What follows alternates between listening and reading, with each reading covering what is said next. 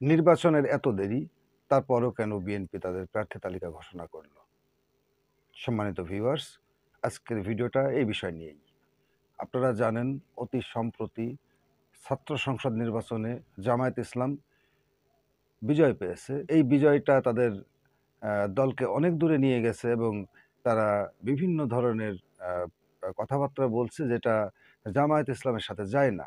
এই অবস্থায় সারা বিশ্ব এবং আ বিএনপি এবং জামাত বিরোধী যারা, তারা বিভিন্ন কৌশল অবলম্বন করছে।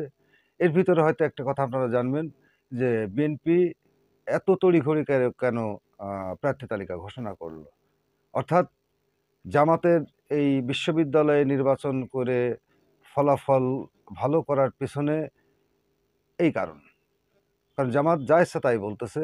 তারা কখনো বলতেছে পিআর পদ্ধতিতে ইলেকশন করতে হবে উচ্চ কক্ষ এবং নিম্ন কক্ষ ২ জায়গাতেই, এবং তারা তাদের যতটুকু ক্ষমতা নেই, তারা ততটুকু ক্ষমতার ব্যবহার করতে চাইছে।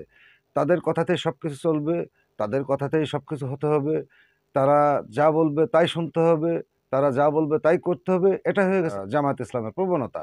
অর্থাৎ অতীতে আওয়ামী লীগ সরকার বা আওয়ামী শাসন যেভাবে শুরু হয়েছিল, জামাত ক্ষমতায় না থাকার পরেও প্রায় সেই পর্যায়ে চলে আসছে। এজন্য বিএনপি তাদের প্রার্থী তালিকা আগেই ঘোষণা করে দিছে। ২৩৭ টা আসনের যে আ তালিকা, সেটা আগেই প্রকাশ হয়ে গেছে এই কারণেই যে লোকজন চুপচাপ না থেকে তারা নির্বাচনী মাঠে চলে আসুক। বিএনপির ভারপ্রাপ্ত চেয়ারম্যান তারেক রহমান, সে অনেকটা রাজনীতিতে ম্যাচিউরড। সিদ্ধান্তটা তার কাছ থেকে আসছে।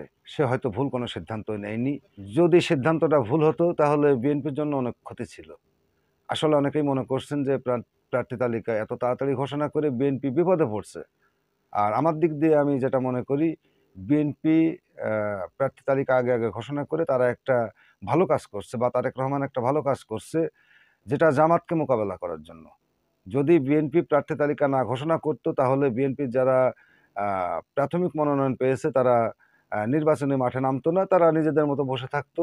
তারা মানে ছন্নছাড়া ভাবে থাকতো। যখনই প্রার্থী তালিকা ঘোষণা হয়ে গেছে তখন থেকেই বিএনপি কিন্তু মাঠে নেমে গেছে, এবং প্রার্থী মনোনয়ন নিয়ে যে দর কষাকষি বা যে মাঠ গরম করা, সেটা বিএনপি করে যাচ্ছে এবং আ ইতিমধ্যে শুরু করছে। অর্থাৎ পিআর পদ্ধতি এবং গণভোট নিয়ে কারোর তেমন মাথা ব্যথা নেই। এখন জাতীয় নির্বাচনটাই হলো মূল ইস্যু। এই ইস্যুটা তৈরি করার জন্য তড়িঘড়ি করে আ বিএনপি তাদের প্রার্থী তালিকা ঘোষণা করছে, যাতে বিএনপি এত ছোট দল নয় যে তারা না বুঝেই কোনো কিছু করবে, না বুঝেই তারা প্রার্থী তালিকা ঘোষণা করবে। হয়তো প্রার্থী তালিকা ঘোষণা করছে, কিন্তু এই প্রার্থী তালিকা যে অদল-বদল হবে না, এটাও কোনো কথা না। অবশ্যই প্রার্থী তালিকা অদল-বদল হবে। ভোট হবে ফেব্রুয়ারিতে, তার আগে অনেক আগেই মনোনয়ন দেয়া হয়ে গেছে বা নমিনেশন দেয়া হয়ে গেছে। এটা আসলে যে আ মাঠে যাতে লোকজন নেমে যায় নির্বাচনের মাঠে, জাতীয় নির্বাচনের জন্য গণভোট যাতে চাপা পড়ে যায়। এই কারণেই অ্যা বিএনপির এই কৌশল। এই কৌশলের কাছে জামাত ইসলাম ধরা খেয়ে গেছে আমি মনে করি। জামাতের যে কথাবার্তাগুলো, আ তাদের যে আচার-আচরণগুলো ইতিমধ্যে আপনারা দেখতে পাইছেন যে আ একজন আ স্টুডেন্ট হয়তো আ আ যারা কেবল কলেজে ভর্তি হয়েছে তারাই বলতে পারে, "কোনো হাঙ্কি-পাঙ্কি না।" এরকম ধরনের উচ্চারণ। আঙুল বাঁকা করতে হবে, ঘি আমাদের লাগবে। এ ধরনের কথাবার্তা, এলোমেলো কথাবার্তা জামাত ইসলাম ইদানিংকালে বলা শুরু করছে এই বিশ্ববিদ্যালয়ের নির্বাচনে জিতে আসার পরে। তারা মনে করছে বিএনপি, তারা মনে করছে জামাত ইসলাম বিশ্ববিদ্যালয় নির্বাচন করে জিতে আসছে মানেই তারা সরকার গঠন করার মতন অবস্থায় চলে গেছে। কিন্তু আসলে বাস্তবতা সেটা না। বিশ্ববিদ্যালয়ের নির্বাচন আর জাতীয় নির্বাচন, এটা আকাশ-পাতাল ডিফারেন্স। কারণ বিশ্ববিদ্যালয়ে কারা থাকে? বিশ্ববিদ্যালয়ে থাকে বাংলাদেশের সবচেয়ে মেধাবী ছাত্ররা।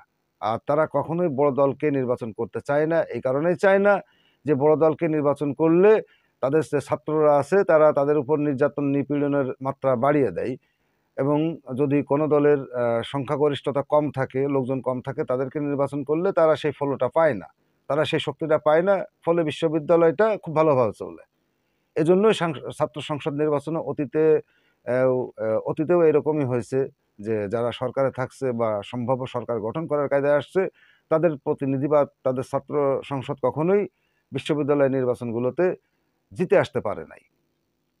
আর আমি মনে করি এই ছাত্র সংসদ নির্বাচনে ডাকসু নির্বাচন বা চাকসু নির্বাচন যাই বলেন, এই নির্বাচনে জামায়াত ইসলামে জিতে আসা মানে এক প্রকার জামাতের হার হয়ে গেছে। কথাটার সাথে আপনারা একমত কিনা সেটা অবশ্যই কমেন্ট করে জানাবেন। আমার কথাও ভুল হতে পারে। আপনার সুচিন্তিত মতামত অবশ্যই আমার ভিডিও বানাতে সাহায্য করবে। যদি আপনার কোনো মতামত থাকে তাহলে অবশ্যই কমেন্ট বক্সে আপনার মতামত লিখে জানাবেন। তো আজকের ভিডিওটা এ পর্যন্তই। সবাই ভালো থাকবেন। সবার মঙ্গল কামনায় আজকের মতো শেষ করছি। আল্লাহ হাফেজ।